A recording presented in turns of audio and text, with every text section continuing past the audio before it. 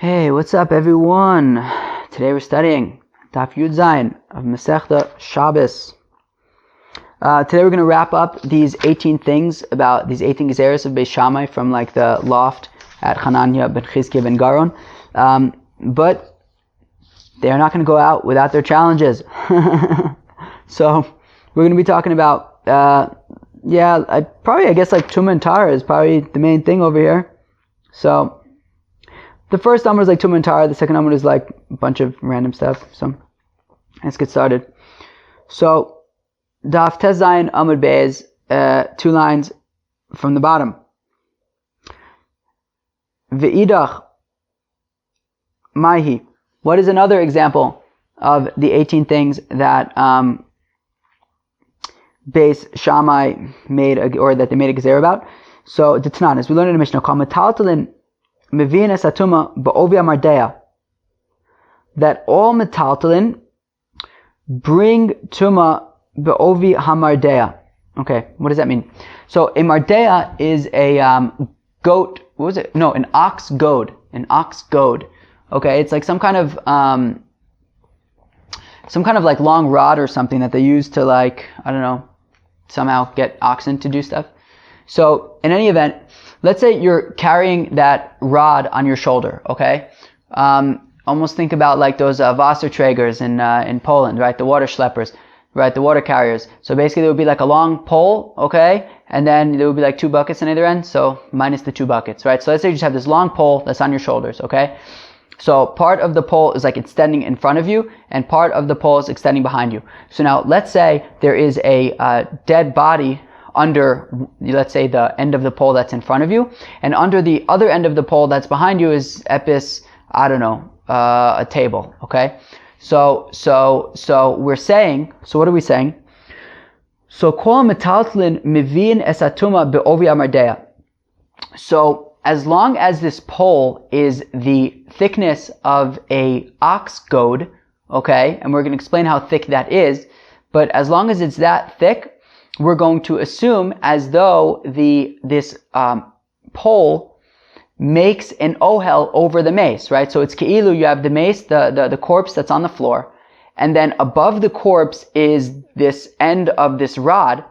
That rod is basically creating a roof over that corpse, which means that anything under the pole, whether it's at the beginning of the pole, whether it's at the end of the pole, anything under that pole is going to be considered in the tent of that, right, that's being created by this pole serving as the roof, and will be in av hatuma, right? Because the mace is in aviavos hatuma, and then the pole is going to create an ohel, and anything in the ohel becomes an av hatuma. So that table at the other end of the pole, right, beneath the other end of the pole, is going to be an av hatuma. Okay, now mida oraisa, in order for something to create an ohel, it would have to have a thickness of a tefach. Okay, this ox goad does not have a thickness of a tefach, and as we're going to see in the Gemara, it has a thickness of a tefach around it. Meaning, if you took a string and you wrapped it around this ox goad, you would need a string of a size of at least 1 tefach in order to wrap around it. Okay. So the thickness sort of on one side is less than a tefach, but if you to wrap around the goad, you would require a string of a tefach. And if it's that size or larger, so then it would suffice to make an ohel. If one part of the pole is over a mace, then anything under the entire pole would be considered in the ohel of the mace and would become an avatuma. That was one of the gezeras from the loft. Now, it doesn't say anything about Beis Shammai and Beis Hillel over here, but I guess the assumption must be that it was based on Beis Shammai, I guess. So anyways, the Tanan called Metalton Mevinas Atuma Be'ovi Amardea. So we have a Mishnah in Ohalos that says that any movable object, so like such as a pole, would be able to create an ohel, Mevinas Atuma, meaning they bring in Tuma into their ohel, as long as they have a thickness of a tefach. Well, as long as they have the thickness of an ox goad. Rabbi Tarfon says, huh? He responds pretty passionately, pretty intensely to this statement. He says, Akapeach es banai, I will bury my children. Shazo halacha mikupachas, because this is a stupid halacha. This is a cut off halacha. Sheshama shomea v'ta, that whoever heard this halacha in the Beis HaMedrash heard it and he made a mistake, and that's what led to this silly halacha that a movable object the thickness of a ox goad could create an ohel. Nonsense. What actually went down? What actually is the halacha? The halacha is that ha'ikar over, that if you have a farmer, okay, and this farmer is walking with his ox goad, okay, umardeo al ksefo, and his ox goad is on his shoulder, ve'ihel tzido achas ala kever, and then part of the ox goad was above a grave. So what happens? There's no ohel. There's no ohel. Nonsense. There's no ohel. However, the ox goad becomes tameh from the kever, from the mace, right? Because the mace, the tumah goes up forever, ad l'shamayim. And therefore, if part of this ox goad is over the kever, so the ox goad does not create an ohel. However, it becomes tameh. Because even, there's no size for anything in order for it to become tameh, right? Anything that's any size, if it's over a kever of a mace, will become an av atuma. So therefore, what happens is, you have this farmer, he's carrying this ox goad on his shoulders. Now, the ox goad goes over a kever, so the kever, which is an avi avos atuma, is going to be metame the ox goad to be an avatuma. This ox goad is resting on his shoulder, which makes an avatuma is going to make Adam v'kelim a rishon natuma. So this guy becomes a rishon natuma. A rishon natuma. But he doesn't become an avatuma for being inside of a ohel. Nonsense. There's no ohel over here because an ox goad is not one tefach wide. It would need to be one tefach wide in order to create an ohel, and it isn't. So therefore, all you have is basically an avia vosatuma, which was metame this ox goad to be an avatuma because it went over the kever, and he's touching the ox goad because it's on his shoulder. He becomes a rishon natuma. That's it. That's it. And he's tummy till the evening. Right? He goes to the mikvah, and in the evening he's already tahor. Doesn't have to wait 7 days. So second line of the Gemara, ha'ikar over, a farmer can pass by, umardeo al ksefo, and he's got his ox goad on his shoulder, ve'il tzido achas ala kever, and then one end of the ox goad was over a grave, tim'u oso mishum kelim hama'ahilim ala mes, and they were mitame this farmer for coming in contact with a kli, which was an av atuma, because it was ma'ahil on the mace. Meaning, it doesn't mean that it made an ohel on the mace. It means that it was ma'ahil. It went over above the mace, and because it was above the mace, it became an avatuma, and therefore it made the guy a rishon latuma. But nonsense to say that this ox goad made an ohel, and this guy who's now in this ohel, so to speak, would become tummy for 7 days and need a for para aduma. Forget it. No chance. Which is different than what the Tanna Kama was saying, which is that this ox goad would, of course, make an ohel, and this guy would, according to the Tanna Kama, the farmer would be in an ohel, and he would be tameh for 7 days. Amr Rabbi Akiva responded to Rabbi Tarfon. Now, I think Rabbi Tarfon may have been Rabbi Akiva's teacher. But anyways, Aniya Sakin, Rabbi Akiva says, look, I'm going to fix it up. I'm going to clarify things. Shiudivrei Chacham Kayamim, so that what the Tanna Kama says will actually make sense. And what does Rabbi Akiva say? Shiyukola metaltlim. So I don't know if this means that Rabbi Akiva was now making this gezerah. He made up this takana in order to make the Tanna Kama make sense. Or maybe this takana already existed. Maybe Rabbi Tarfon didn't agree with it. But Rabbi Akiva was just kind of showing how the Tanna Kama's opinion actually could make sense in context. Honestly, I'm not exactly sure. But anyways, Rabbi Akiva explains, and he says, Shiyukola metaltalim meviin es atuma ala adam shenose osan be'ovi amardea. So, just like Rabbi Tarfon said at this point, which is that, oh no, it's not like Rabbi Tarfon said, right? What he says is that, Shiyukola metaltalim meviin es atuma ala adam shenose osan be'ovi amardea. Which is that, okay, if you have, so let's just take this farmer example again. So you have this farmer, and he's carrying this pole that is as thick as an ox goad, or he's carrying the ox goad itself, okay?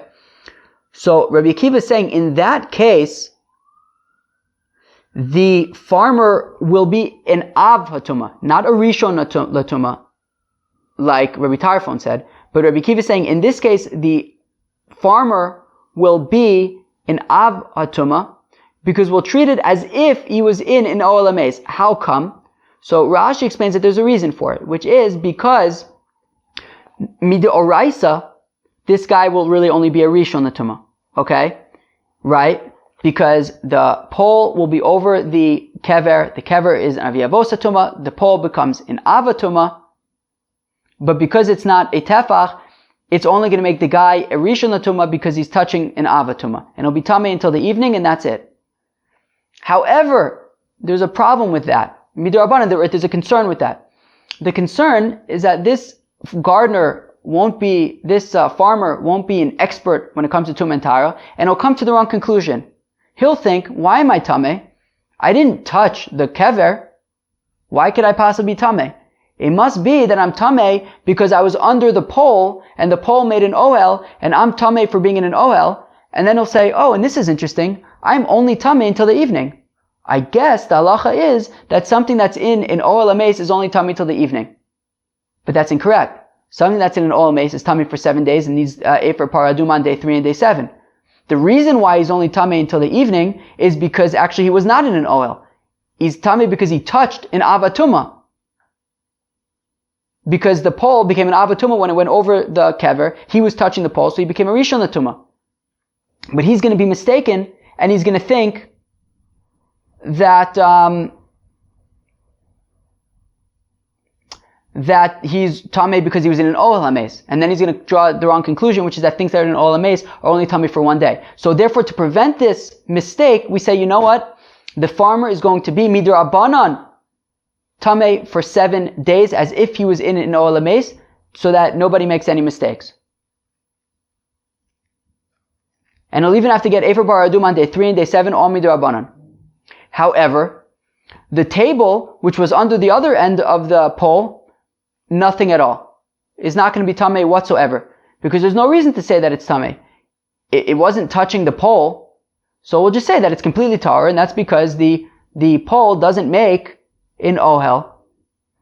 And therefore, there's no reason to say, right, it doesn't make an ohel because it's not thick enough. There's no reason to say why this table, which is under the other end of it, should become tamei. So that will be tahor. So says Rabbi Akiva, Rabbi Akiva, ani atakin sheyu divrei chachamim kayamim. I'm going to fix it so that, the words of the chachamim will be relevant. Sheyu kol metaltalim meviin esatuma ala adam shenose osan b'ovi amardea. So if you have a metaltalim, a movable object, so in our case a pole, which is only the thickness of a ox goad, but not a tefach wide, so that is going to make the person carrying it, right, assuming that one end of it goes over a kever, the person carrying it will be tamei for 7 days and require Efer Paraduma on day 3 and day 7, as if he was in an Ohel HaMeis, in order to prevent a person from coming to the wrong conclusion and thinking that anything that's in an Ohel HaMeis is only tamei until the evening.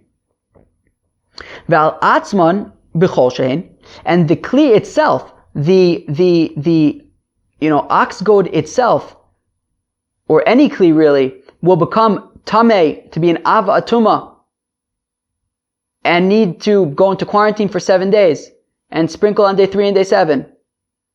Even if they are a kol shehen, like a tiny size, doesn't matter. If it goes over a kever ames, it will become tamei, an av atuma. But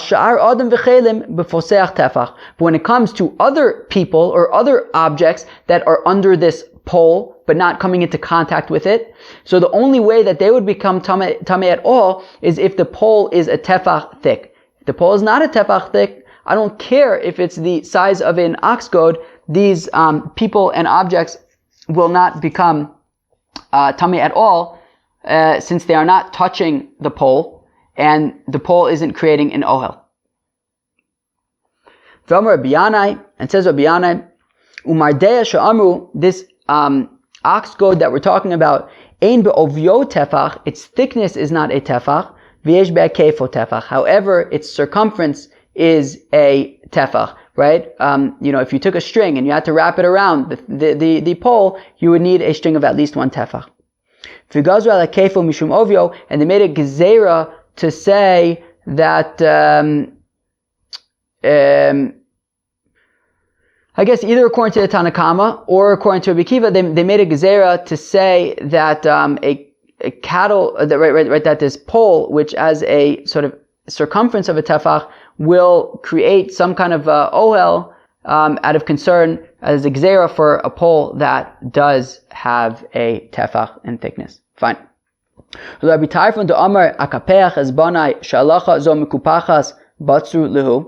what about according to Rabbi Tarfon, who says that this halacha is completely incorrect, that, anything under this pole is going to be considered in an ohel? Well, then he disregards this Mishnah, and therefore, well, then we're missing one of the 18 gezeras. We only have 17. So Amar Rav Nachman Bar Yitzchak, so it says Rav Nachman Bar Yitzchak, Af benos kusim nidos merisasan bo bayom gazru. No, so Rav Nachman Bar Yitzchak says, yeah, but the halacha of the fact, as we learned at the end of yesterday, that kuti girls are considered, we treat them as if they're nidas even from the time that they're little babies.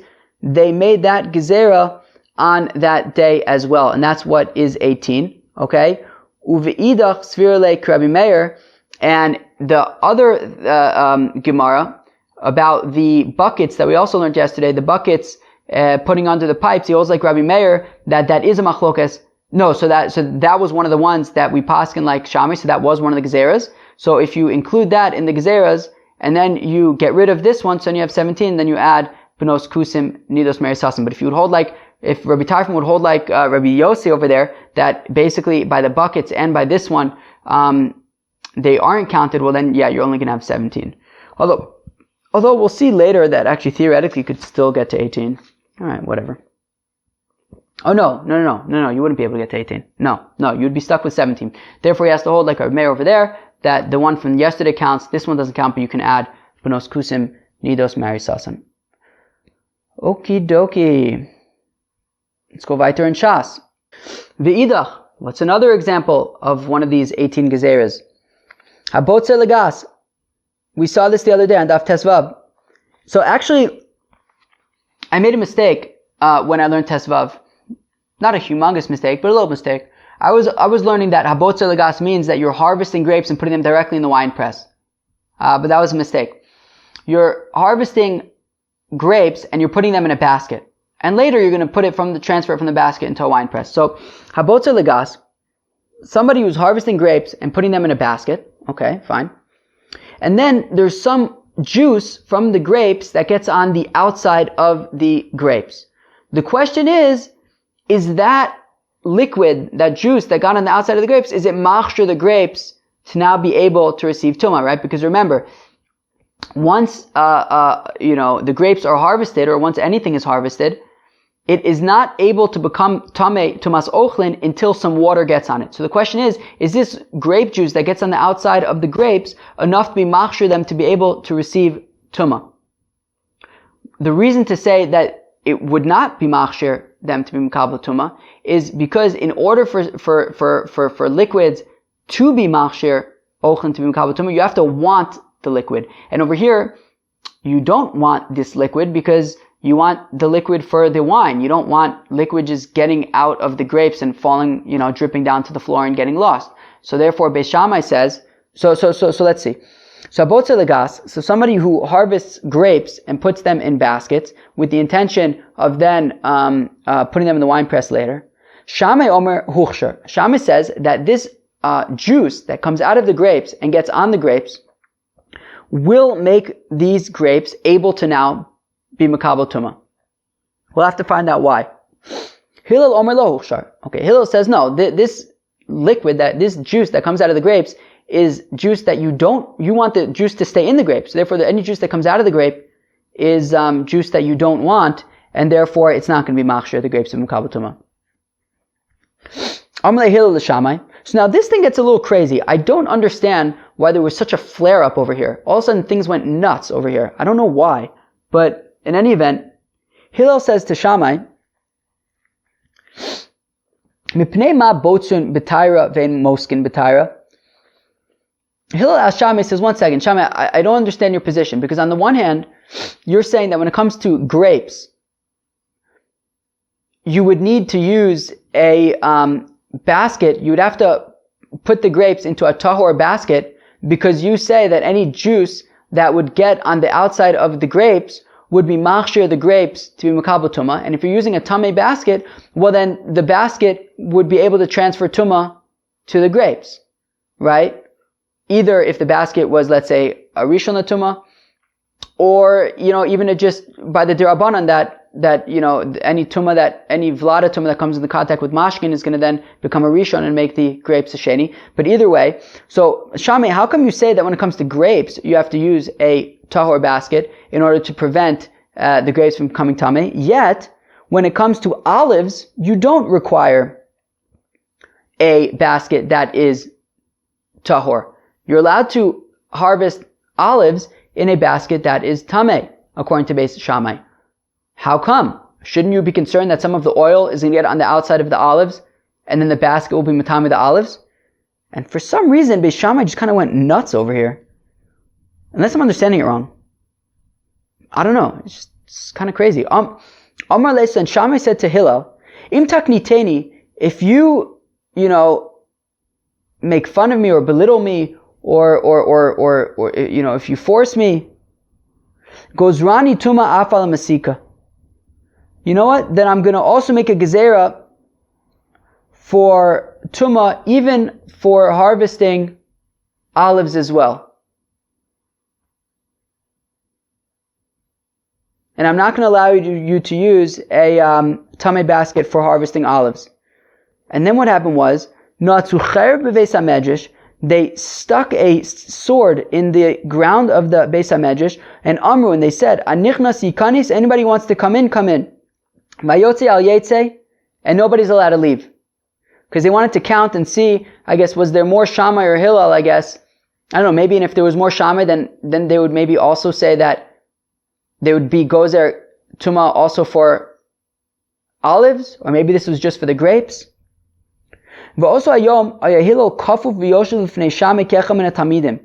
that day Hillel, who was the Nasi, who was the head of the academy, and as Rashi says, he was very humble. That day he was sitting in front of Shammai like just one of the other students. It seemed like there was a whole tumult going on in the Beis HaMedrash that day. And it was as difficult for Israel as the day that the golden calf was built. I mean, that sounds pretty hectic.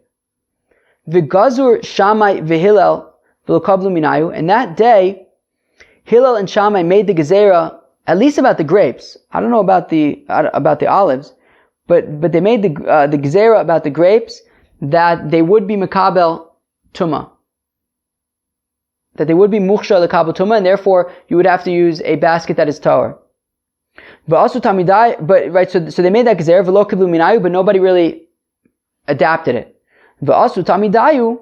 And then their students came later, which is in our Mishnah, I guess, of the gezerah, right? Because our Mishnah is talking about Beis Shammai and Beis Hillel, whereas this Botzer Legas thing is talking about Hillel and Shammai themselves. So they had initially made this gezerah, nobody adapted it. And then their students came and made this gezerah, and it was adapted that any juice that gets on the outside of the grapes would be machshir the grapes to be makabel tumah. Okay. I don't know about the olives though. Maybe not the olives. My timer.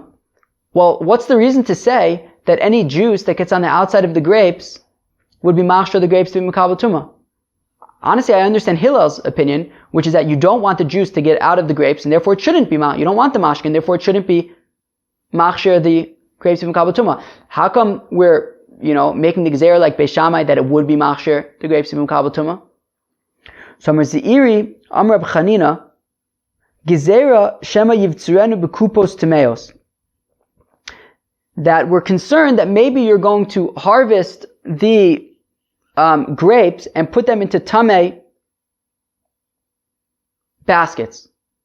But the thing is that doesn't really make sense, because who cares?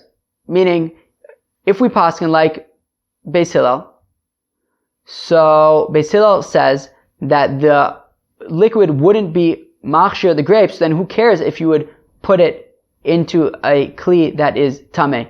If the juice from the grapes are not being machshir the grapes from Mekabel Tumah, so then they won't contract Tumah from the tameh basket. So, which is exactly what the Gemara says. Hanichel mandamar kli tameh choshev mashkin shapir. So this only makes sense if you hold that a kli tameh somehow magically makes this mashkin chashuv, right? So therefore, even though you don't want this grape juice to come out of the grapes, and therefore you're not machshav it, it's not chashuv, it's not nichale, but the fact of the matter is that putting them in the tameh kli will memela be machshav this mashkin, this juice, and therefore, once it's chashuv, then it will be machshir the grapes from Mekabel Tumah, and then the kli that's tameh will be matame the grapes. But el mandamar ein kli tameh choshev mashkin ma'ikal meimer. But according to the opinion that a kli that is tameh, so in our case this basket that is tameh, would not automatically be machshiv this juice, well then all you're left with is juice that you don't want, because you want the juice to stay in the grape. So then it's not going to be machshir the grapes to be Mekabel Tumah, and therefore the kli that's tameh won't transfer tumah to these grapes. So so why should we say, like Beis Shammai, that this juice that comes out of the grapes should be machshir the grapes to be Mekabel Tumah?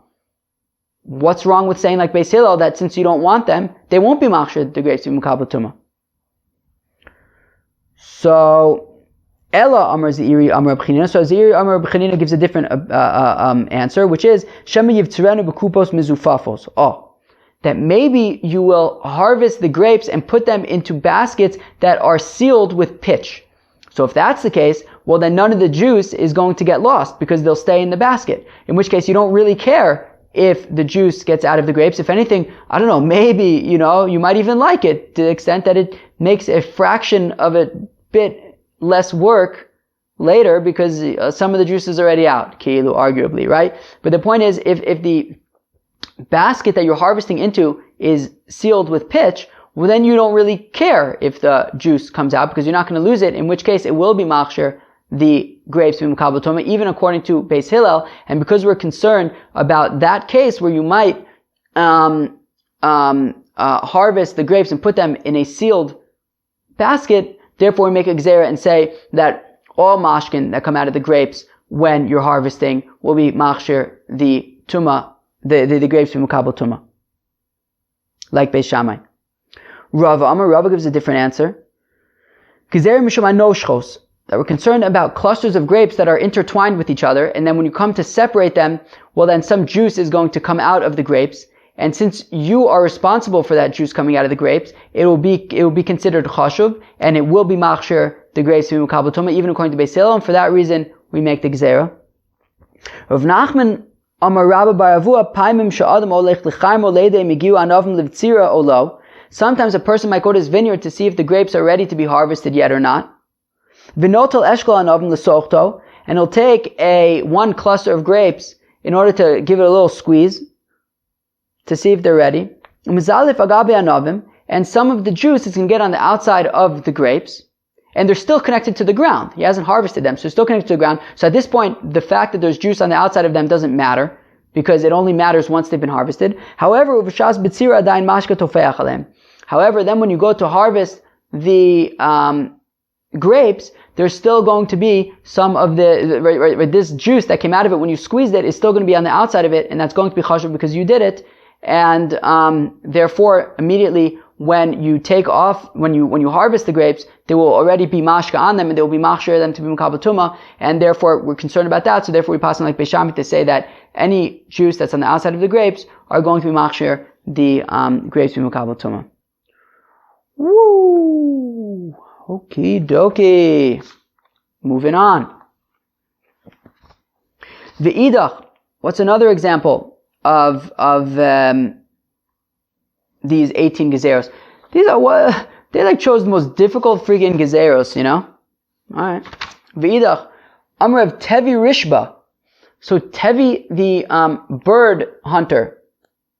Although Rashi over here says that it was birds and wild animals, whereas Likutei Rashi seems to be quoting all sorts of different Rashis, would say that it was only birds, but he was some kind of trapper, some kind of hunter. He said in the name of Shmuel, Af gidule truma bo bayom gazru, that on that day, in the loft of Hananiah ben Chizki ben Garun, they also made the gezerah about gidule truma, which is interesting. That if you were to take truma and plant it, what grows from it, we're also going to treat as truma. We're going to explain why in a second, but it sounds like Mida Oraisa, if you would take truma and replant it, instead of giving it to the Kohen, you would replant it, the new plants would be totally fine. You wouldn't have to, they wouldn't be truma, and you can eat them. So my time, how come they had to make this gezerah? Amr Reb Chanina, gezerah mishum truma tahora biyad Yisrael. So Reb Chanina said, because we're concerned about truma tahora in the yad of an Israelite. Meaning, you'll have some guy, he will plant his field, and he's got a really big field, Baruch Hashem. So now for him to take truma, 2% of his field is already, 2% of a lot is already a big, significant enough. So he calls his truma lawyer, and he says, look, can you help me are there any legal loopholes that I can get out of giving my truma? And the lawyer says, yeah, Lamaisa, there is a legal loophole. You could take that truma, instead of giving it to the Kohen, you could replant it. And when you replant it, what grows from the planted truma, will not be truma, will just be regular stuff, and you can then eat it. And by doing that, you can avoid paying truma tax to the Kohen. So he says, good gishmak. So in order to prevent this legal loophole, the Chachamim made a law, which is that if you do this, if you take truma and instead of giving it to the Kohen, you plant it, what grows from that truma will itself be truma, and you wouldn't have gained anything by doing that. Okay? Amar Rava says, come on, Reb Chanina, that is not a good explanation. If these people were so concerned, if we're concerned about people trying to find legal loopholes so that they don't have to give their 2% of truma, well then they won't just give it, then they just won't give it at all. Amar Rava came into Efshel meber chita achas kedishmua lo ka'avid v'lo ka'avid hemune mehemne. Truma, there's no specific shear for truma. There's no specific amount that you have to give to the Kohen of truma. 2% is just what we do because we say somewhere that, if you give 1/60th, you're considered stingy. If you give 1/40th, you're considered, very, generous. But the average is 1/50th, which is 2%.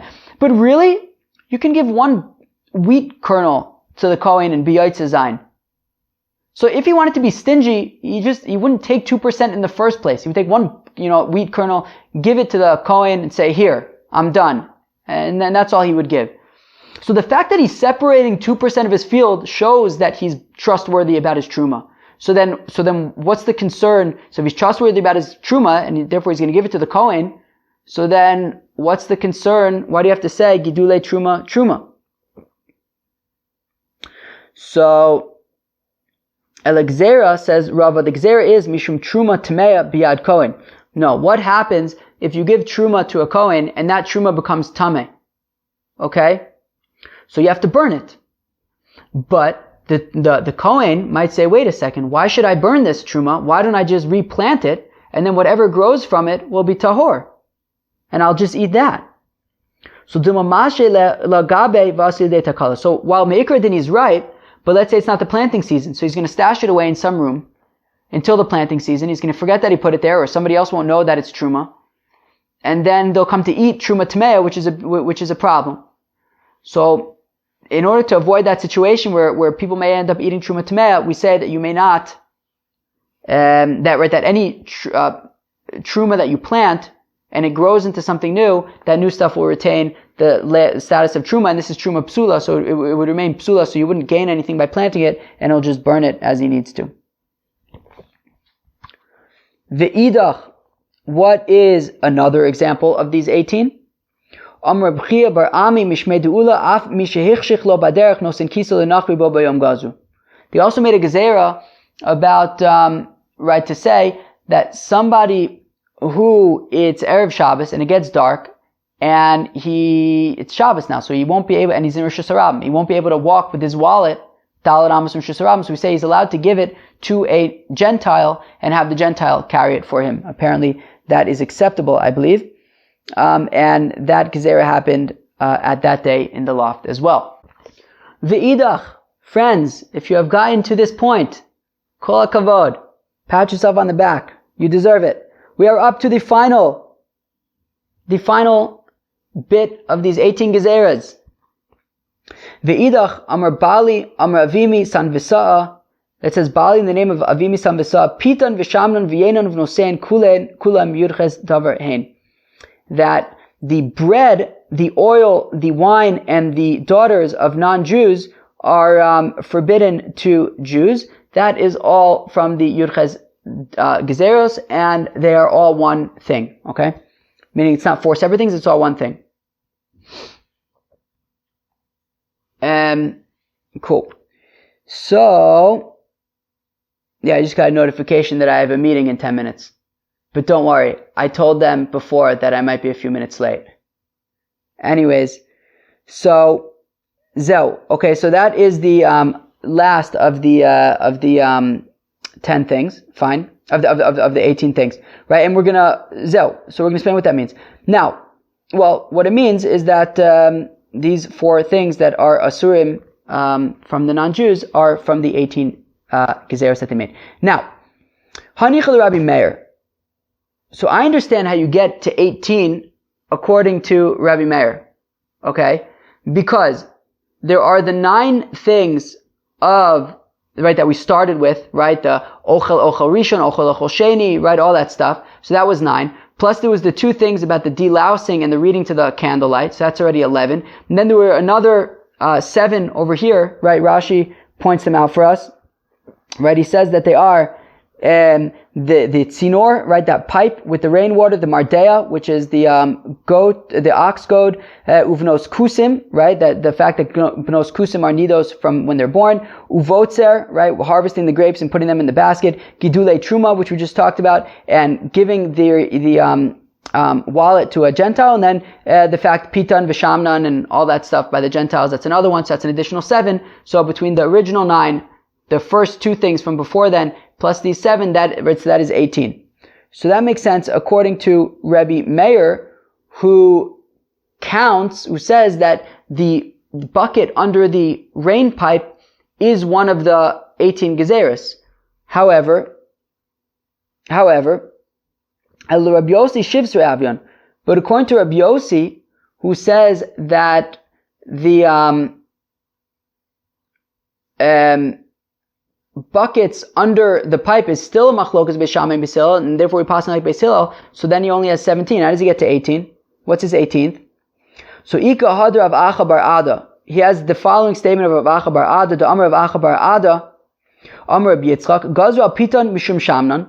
So they said, do not eat the bread of Gentiles, because we're concerned that if you eat the bread of Gentiles, then you might come to eat their oil. And we're going to explain this in a second, somewhat. And they said, don't consume the oil of Gentiles because we're concerned that you're going to consume the wine of the Gentiles.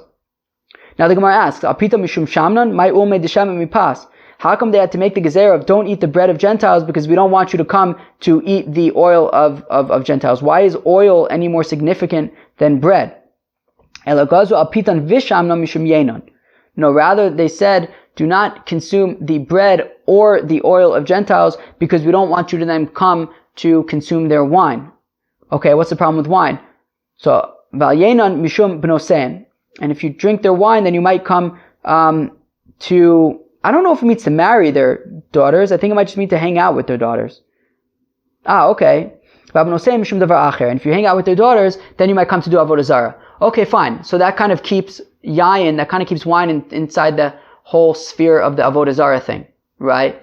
Yenesech and stuff, right? Meaning generally we don't want, right? We're concerned about their wine being used for avodah zarah, but I guess over here we're saying slightly different, which is that if you drink their wine, then you might come to hang out with their daughters, and their daughters will get you to do avodah zarah. Okay, fine. Ve'al davar acher mishum davar acher. Okay, fine. And this, I think, is that additional gezerah of Rabbi Yitzchak. This is that additional gezerah which Rabbi Yossi is coming to include, which is davar acher al davar acher. We basically have davar acher now being used to mean three different things, right? We said, don't hang out with their daughters because that can lead to davar acher. Over there, that meant avodah zarah. And now we're saying that we're also concerned about davar acher because it might lead to davar acher. What's davar acher and what's davar acher? So my davar acher, Amar of Nachum bar Yitzchak, gazu al tinok nachri shemitame beziva. So they make a gezerah that memela, a Gentile child, is considered like a zav. He's considered like an avatuma. Stay away. Great. Because we want to keep away the Jewish children from hanging out with the Gentile children, because then they can get involved in sodomy. And we don't want them to get involved in sodomy, so we figured that the solution would be to just say that Gentile children are considered zavim, are considered an avatuma, and then the Jewish boys won't be hanging out with the Gentile boys and having anal sex. All right. Very good. So ihachi, if that's the case, well then, the Meir Nami Tishtei Havyon. Well then, if this is an additional gezerah, well then according to Rabbi Meir, there's now 19. So, Ochlin v'chelim shnitmu b'mashkin b'chadu chashavlu. So Rabbi Meir says, no, it's no problem. Rabbi Meir considers that both Ochlin and Kalim shnitmu b'mashkin, those are one thing. They're not two separate things. And therefore, instead of 19, it's really 18. Woo! Okay, friends, we did it. We did it. We got through the 18 things of Beis Shammai. That was nuts, right? All that Tumah and Tara and who knows what. Crazy. But we did it, friends. We freaking did it. Have a great day. Bye.